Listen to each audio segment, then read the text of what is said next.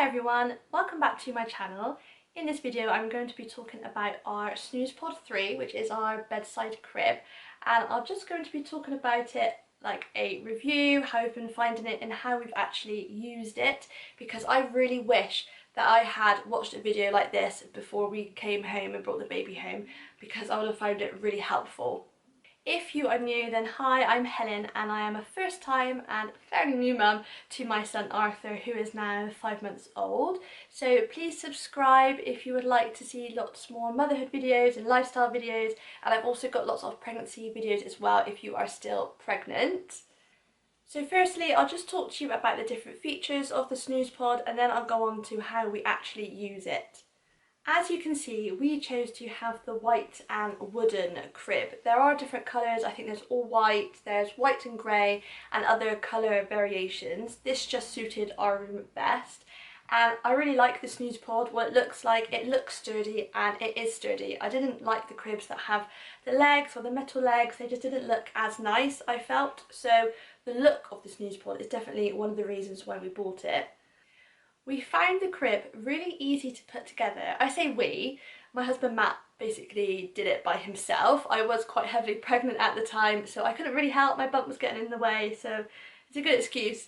But yes, even Matt said that he found it quite easy to put together, and it's just strapped to the bed with two straps. We have a bed frame, so underneath the mattress you can just strap it to the bed, and yeah, it's pretty sturdy. It's not going to go anywhere with that. So the SnuzPod has several different height settings. So what you are looking for is the baby's mattress to be the same height as your mattress. So you just need to measure the height of your mattress before you put it together, and then you can select the correct height setting. So this part, so the actual kind of crib bit, the bassinet I think they call it, does detach from the base. So if you wanted to use it separately, if you wanted to take it downstairs or you wanted to take it on holiday or something, you can do that. It just completely just lifts off quite easily. There is a kind of shelf underneath. It's just made of material, and we just use that mainly for our plugs, and we've had chargers down there, we've put the thermometer down there. Obviously you can put little storage baskets down there or your nappy caddy, and that's just a really useful space to have. At each end are some bars. Now, I think SnuzPod, the company, I don't know if they're called SnuzPod, whatever they're called, I think that they have a storage feature that you can buy, which I think straps onto the bar that runs across. I didn't feel the need to do that. I can't remember how expensive it was, but it just seemed like extra money to me. I've actually found those bars useful for just putting a spare blanket over. I've put Ollie the owl there as well, not that we really used it that much. So obviously this is my head end here where I'm sat, and I'll just put a muslin this end, and I've got a spare blanket on at that end, and that's just been really useful. The main feature of the SnuzPod, which I like, and the reason why we bought it, is the side. So this is the side here, and it actually zips up, so it's got a zip each end, so it just comes up like that.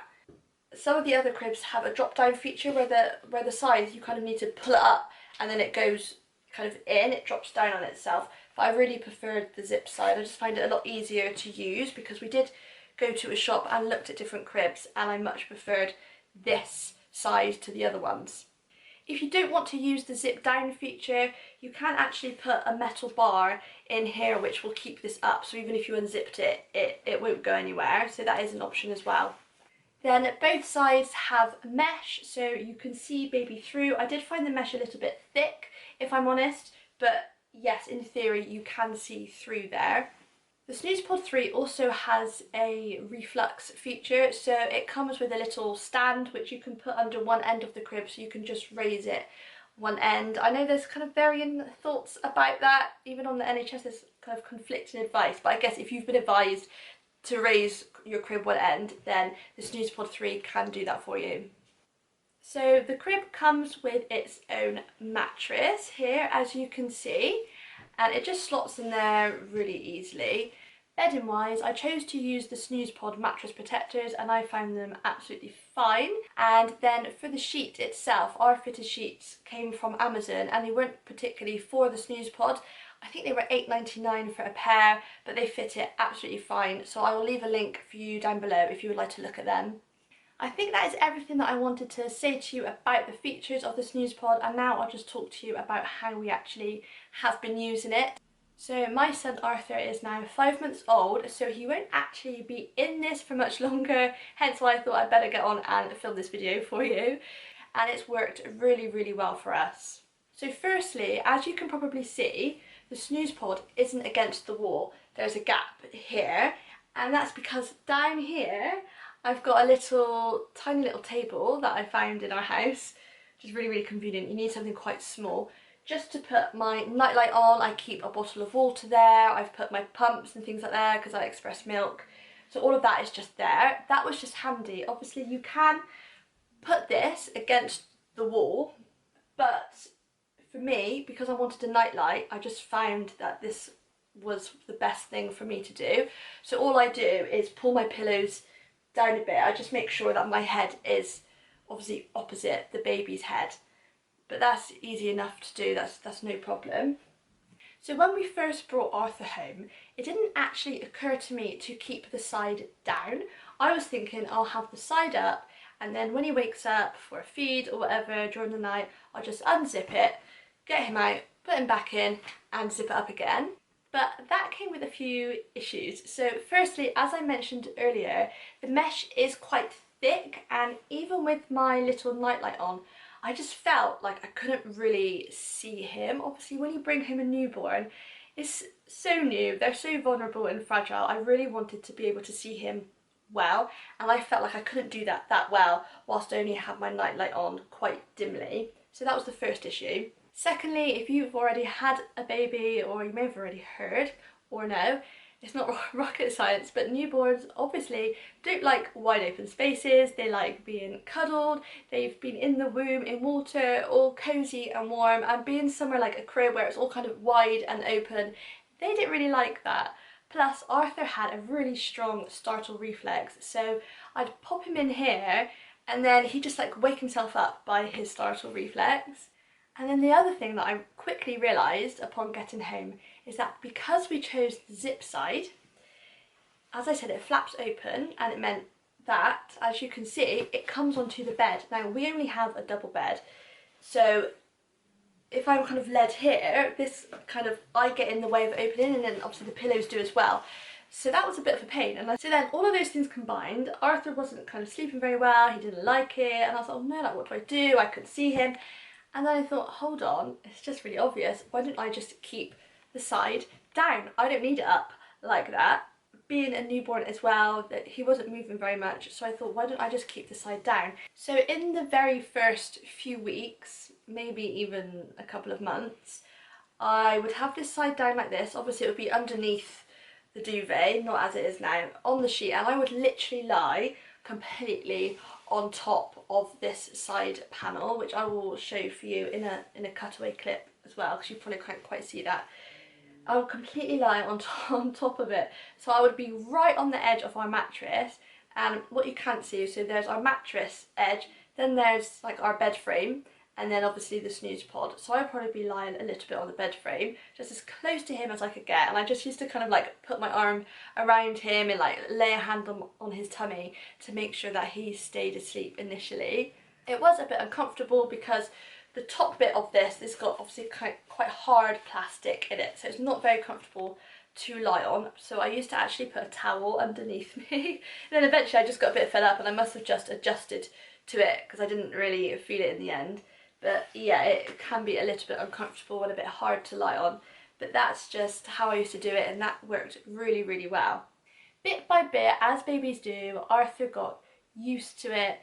He got used to the crib, so he didn't need me kind of like cuddling quite as much. I don't need to be as close to him anymore. I just sleep in my normal space, so I don't even think I sleep on top of this at all. I just about can fit over a little bit.